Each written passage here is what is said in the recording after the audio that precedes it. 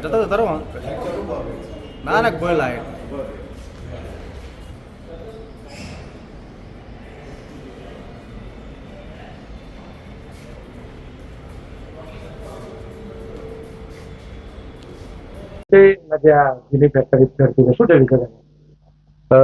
મારું નામ ડોક્ટર પીડી Prajapati, designated officer ખોરાક અને ઔષધ નિયમન નડિયાદથી.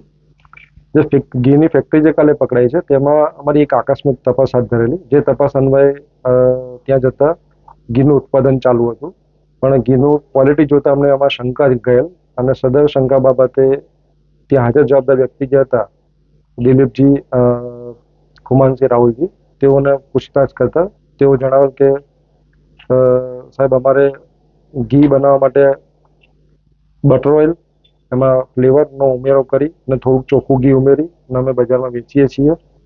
અને બીજું કે અગાઉ પણ આ બાબતે તપાસ કરતા અમને મળી ન આવે, પણ કાલે મોટા પ્રમાણમાં ઘી મળી આવે એટલે સદર બાબતે અમે પૂછ્યું કે તમે ઘી ક્યાં ક્યાં વેચાણ કરો છો, તો કે અમે ખેડા જિલ્લાની બહાર અમે આનું વેચાણ કરીએ છીએ.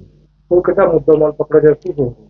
કુલ મુદ્દામાલ હતો 3109 કિલો, જેમાં બટર ઓઇલ બી આવી ગયું, બનાવેલ ઘી આવી ગયું અને ફ્લેવર પણ આવી ગયું, જેની અંદાજિત કિંમત 8,74,000 હતું. આમાં દ્વારા કઈ કાર્યવાહી કરવામાં આવશે?